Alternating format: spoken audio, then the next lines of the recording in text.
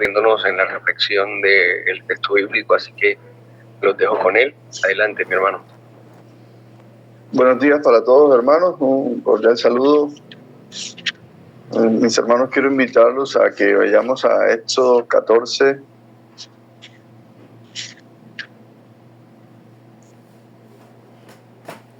Vamos a estar leyendo una historia bastante conocida, pero antes permítanme orar para que sea el Señor guiándonos en este espacio. Padre Celestial, te damos gracias, Señor, por este tiempo en que podemos, Señor, inquirir en tu palabra, Señor. Permite que tu palabra sea nuestro sustento, nuestro alimento en este día, Señor, y que podamos, Señor, conocer más acerca de tu santa y divina voluntad. Señor, guíanos con tu Espíritu Santo en Cristo Jesús. Amén.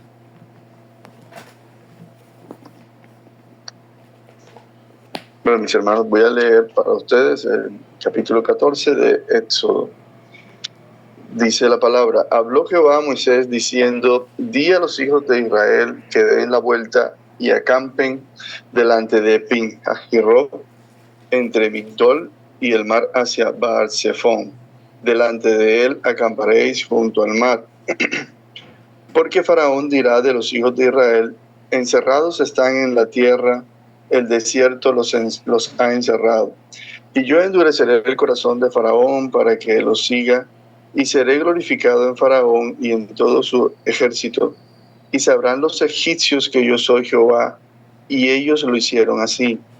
Y fue dado aviso al rey de Egipto que el pueblo huía, y el corazón de Faraón y de sus siervos se volvió contra el pueblo, y dijeron: ¿cómo hemos hecho esto de haber dejado ir a Israel para que no nos sirva?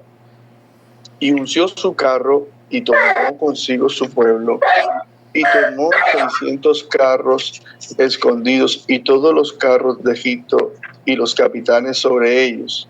Y endureció Jehová el corazón de Faraón, rey de Egipto, y él siguió a los hijos de Israel, pero los hijos de Israel habían salido con mano poderosa. Siguiéndolos pues los egipcios con toda la caballería y los carros de Faraón, su gente de a caballo y todo su ejército, los alcanzaron acampando junto al mar, al lado de Pin-Hahiroth, delante de Baal-Zephón. Y cuando Faraón se hubo acercado, los hijos de Israel alzaron sus ojos, y he aquí que los egipcios venían tras ellos, por lo que los hijos de Israel temieron en gran manera y clamaron a Jehová. Y dijeron a Faraón: ¿no había sepulcro en Egipto? Y dijeron a Moisés: ¿no había sepulcros en Egipto que nos ha sacado para que muramos en el desierto? ¿Por qué has hecho así con nosotros, que nos has sacado de Egipto?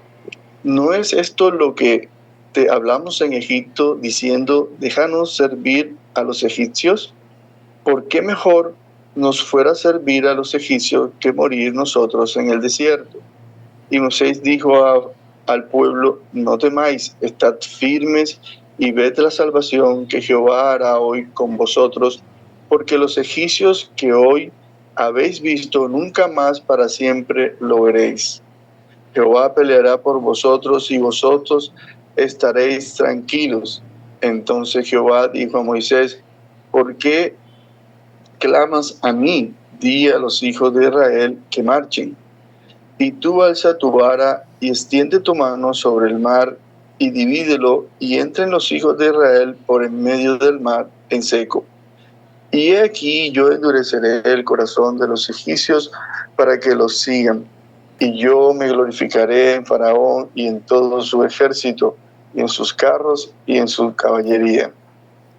Y sabrán los egipcios que yo soy Jehová cuando me glorificaré en Faraón, en sus carros y en su gente de a caballo. Y el ángel de Dios que iba delante del campamento de Israel se apartó e iba en pos de ellos, y asimismo la columna de nube que iba delante de ellos se apartó y se puso a sus espaldas.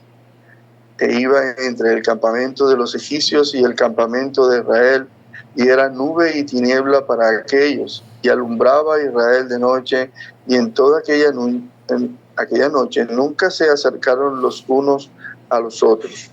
Y extendió Moisés su mano sobre el mar, e hizo Jehová que el mar se retirase por recio viento oriental toda aquella noche, y volvió el mar en seco, y las aguas quedaron divididas. Entonces los hijos de Israel entraron por en medio del mar en seco, teniendo las aguas como muro a su derecha y a su izquierda. Y siguiéndolo los egipcios entraron tras ellos hasta la mitad del mar, toda la caballería de Faraón, sus carros y su gente de a caballo. Aconteció a la vigilia de la mañana que Jehová miró el campamento de los egipcios desde la columna de fuego y nube, y trastornó el campamento de los egipcios, y quitó las ruedas de su carro y los trastornó gravemente.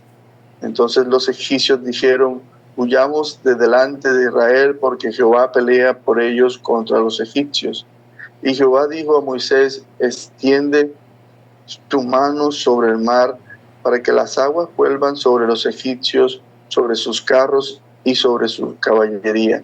Entonces Moisés extendió su mano sobre el mar, y cuando amanecía, el mar se volvió en toda su fuerza, y los egipcios al huir se encontraban con el mar. Y Jehová derribó a los egipcios en medio del mar. Y volvieron las aguas y cubrieron los carros y las caballerías, y todo el ejército de Faraón que había entrado tras ellos en el mar. No quedó de ellos ni uno. Y los hijos de Israel fueron por en medio del mar en seco, teniendo las aguas por muro a su derecha y a su izquierda. Así salvó Jehová aquel día a Israel de mano de los egipcios, e Israel vio a los egipcios muertos a la orilla del mar.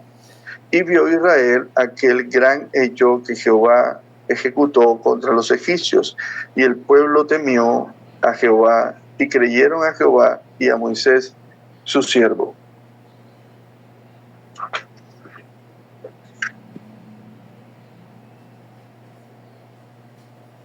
Mis hermanos, el pueblo de Israel estuvo esclavizado por 400 años, ignorando acerca del Dios de sus padres. Pero el Éxodo es el tiempo en el que el pueblo llegaría a saber acerca de este Dios no conocido.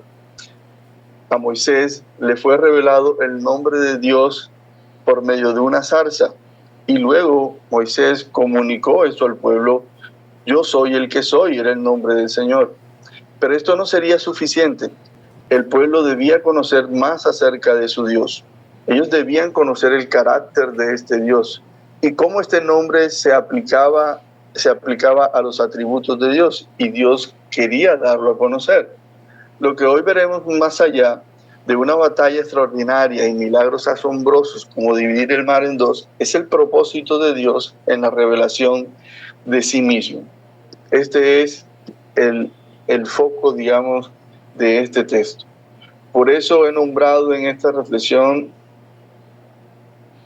la manifestación del Dios de Israel.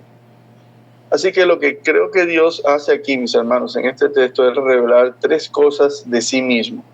Lo primero es la voluntad revelada de Dios.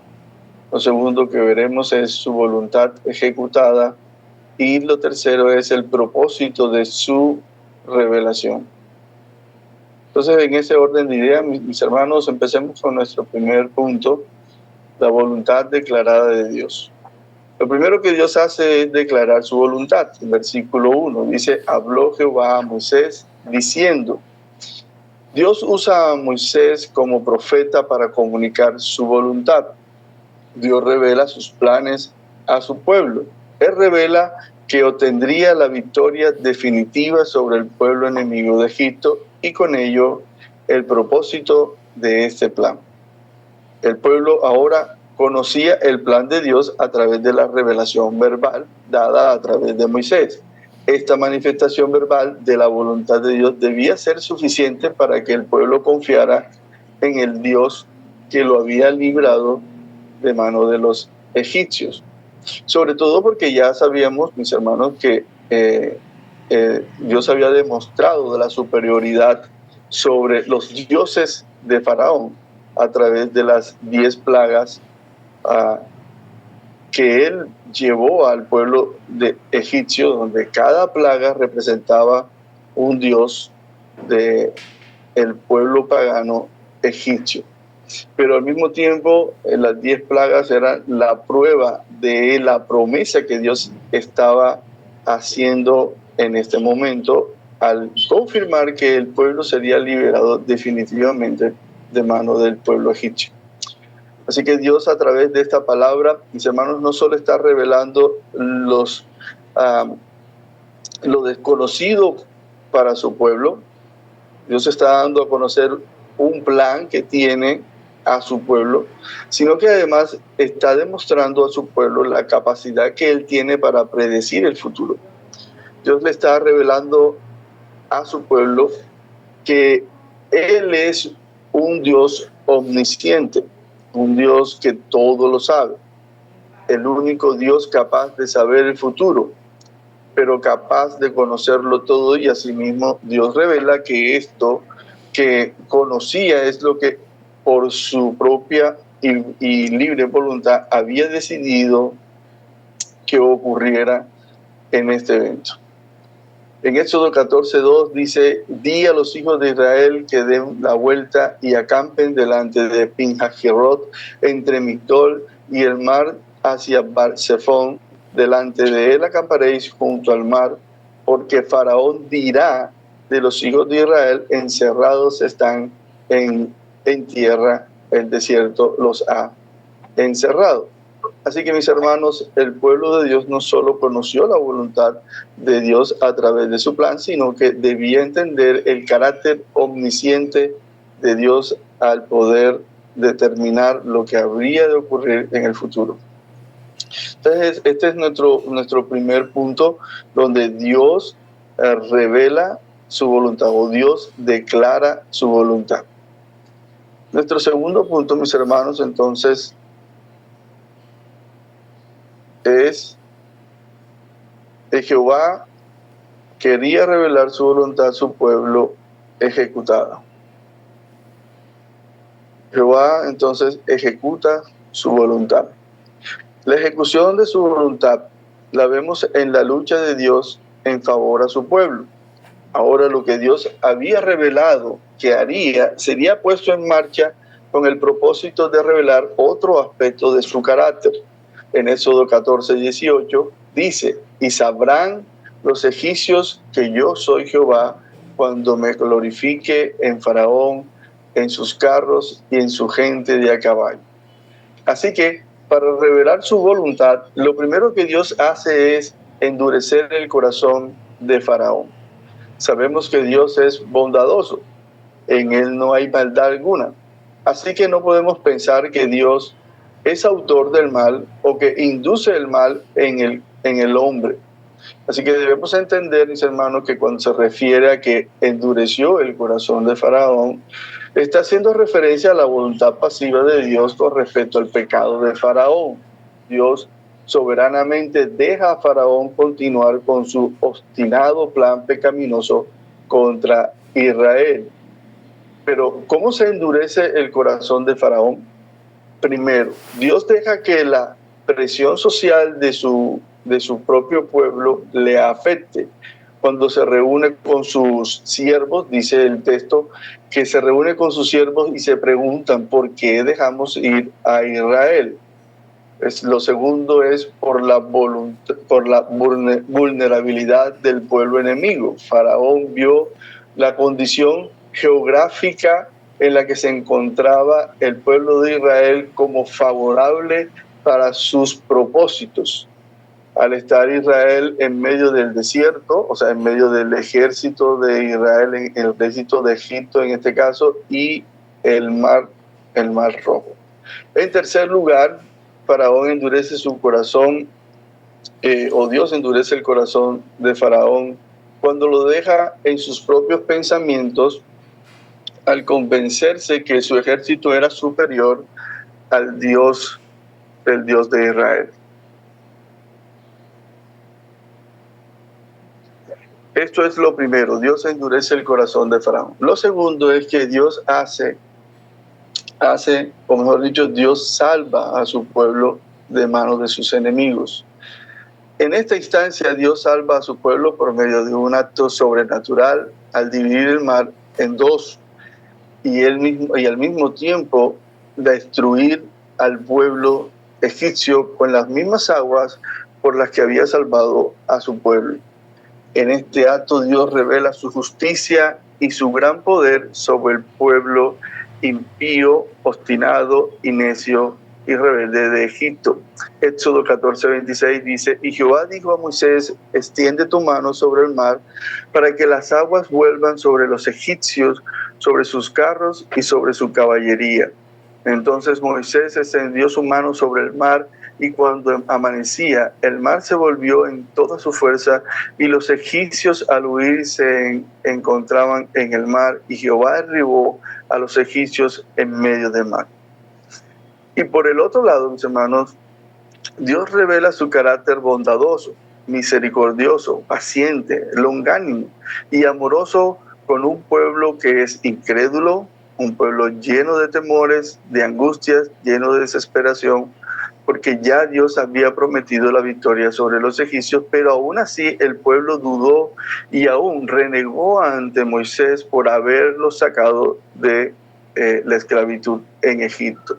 Éxodo 14:10 dice: y cuando Faraón se hubo acercado, los hijos de Israel alzaron sus ojos, y he aquí que los egipcios venían tras ellos, por lo que los hijos de Israel temieron en gran manera y clamaron a Jehová.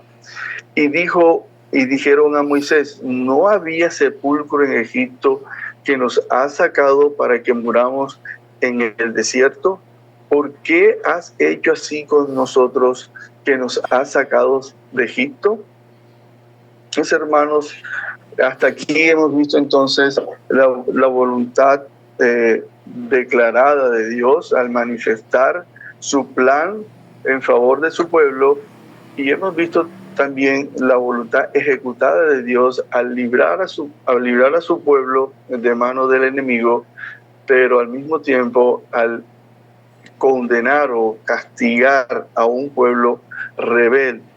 De este modo, entonces, Dios ha manifestado, ha revelado su carácter, ya no solamente su nombre, sino también sus atributos. Su omnisciencia ha sido expuesta en este texto, su justicia, su ira, su juicio sobre el pueblo enemigo, pero al mismo tiempo Dios ha revelado su bondad en favor del pueblo de Israel. Y lo tercero, mis hermanos, que todo esto que Dios ha revelado, que Dios ha mostrado a su pueblo, tiene un propósito. Y aquí veremos entonces el propósito de su voluntad. La razón por la cual Dios decide revelar su plan en favor de su pueblo, pero también en cual Dios manifiesta su gran poder a este pueblo, al pueblo de Israel. Éxodo 14:4 nos dice cuál era ese propósito. Y yo endureceré el corazón de Faraón para que lo siga, y seré glorificado en Faraón y en todo su ejército, y sabrán los egipcios que yo soy Jehová. El propósito de Dios es buscar su propia gloria. La Biblia dice que luego que el pueblo vio a su Dios en acción, tuvo gran temor y confianza en Jehová. Versículo 31, y vio Israel aquel gran hecho que Jehová ejecutó contra los egipcios, y el pueblo temió a Jehová y creyó a Jehová y a Moisés su siervo. Vemos entonces, mis hermanos, en nuestro texto el propósito de este gran milagro, de esta gran hazaña, de esta gran victoria, no era otra que mostrar el carácter de Dios para recibir toda la gloria y toda la honra de parte de su pueblo.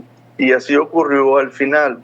al final el pueblo pudo reconocer quién era su Dios, un Dios desconocido para ellos, un Dios que decidió revelarse a sí mismo, darse a conocer a su pueblo, para que este pueblo ahora tuviera confianza en él y para que este pueblo tuviera un temor reverente. Ya no un temor de los hombres, sino un temor de Dios, un respeto hacia el Dios de sus padres, al Dios de Israel. De manera que de esto, mis hermanos, podemos extraer algunas reflexiones de nuestro texto. Permítame decir algunas de ellas.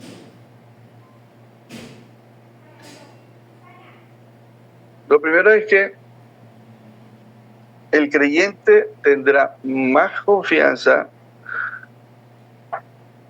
más reverencia, más respeto en la medida que conozca más a su Dios. Lo segundo que podemos extraer de esta enseñanza, mis hermanos, es que aunque el enemigo parece ser superior, no podemos olvidar que el que está con nosotros es mucho mayor que nuestro enemigo.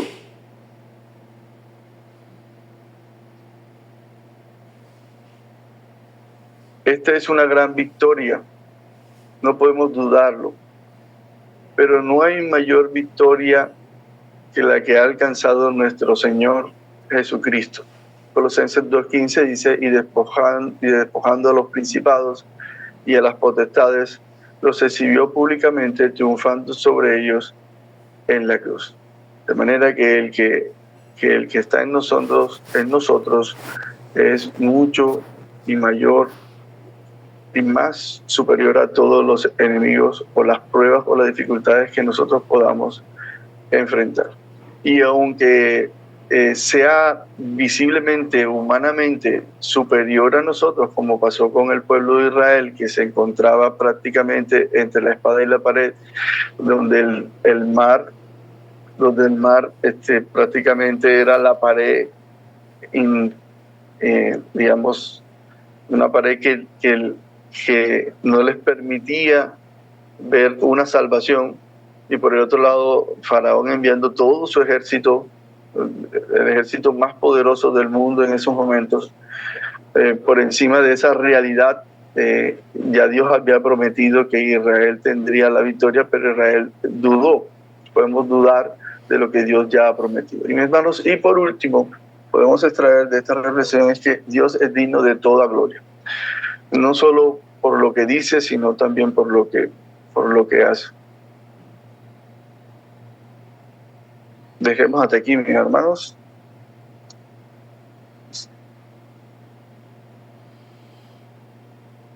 Muchas gracias, Edwin, por guiarnos en este capítulo tan maravilloso, ¿no?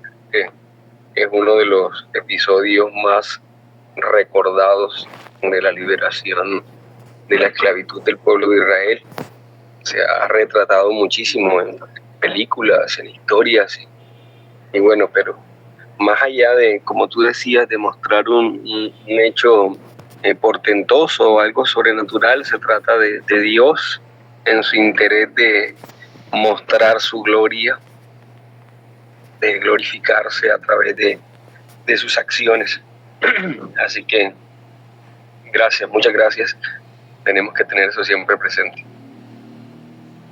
Así es, pastor.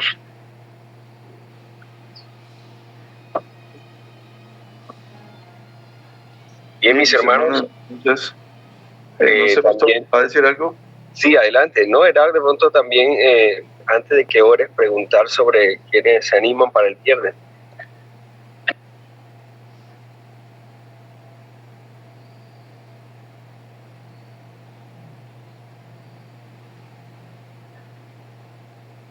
De los hermanos presentes, quienes desean tomar los próximos capítulos, el 15, 16, 17, podríamos adelantar también para la próxima semana. Entonces, ánimo, mis hermanos, si alguno quiere participar, puede abrir su micrófono y y entonces postularse. Pastor, yo lo puedo hacer para el viernes. Muchas gracias, Juancito, y gracias también por la valentía y por animarte también en este ejercicio. Pastor, Capítulo 15, ¿verdad? La otra semana también. Kevin, ¿cuál? Para el miércoles de la otra semana, o sea, el 16. Gracias, Kevin, gracias. Pastor, el capítulo 15, ¿verdad? Sí, señor, tendría que ser el capítulo 15. Ok. Kevin, entonces el capítulo 16.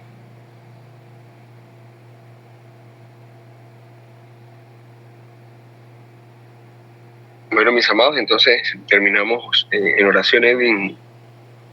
Muchas gracias. Señor, claro que sí. Oremos, mis hermanos, le damos gracias, Señor, por este tiempo de estudio, Señor, por este tiempo de reflexión en tu palabra.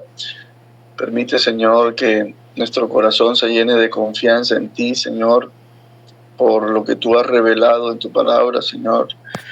Que podamos tener un temor reverente hacia tu persona, Señor, y que a pesar de las circunstancias, la dificultad que podamos enfrentar, Señor, sabemos que tú, Señor, tienes el control de todo y que al final tú recibirás toda la honra y la gloria. Sea mostrando tu bondad, sea mostrando tu justicia, tu juicio, Señor, tu misericordia o cualquiera de tus expresiones, Señor, en favor de tu pueblo. Permítenos, Señor, reconocerte siempre y darte honra y gloria a ti, Señor. Guía a mis hermanos en este día, guíame a mí, a cada uno de nosotros en nuestras labores, Señor, y que todo lo que hagamos, Señor, sea para el reconocimiento de tu gracia. En Cristo Jesús. Amén.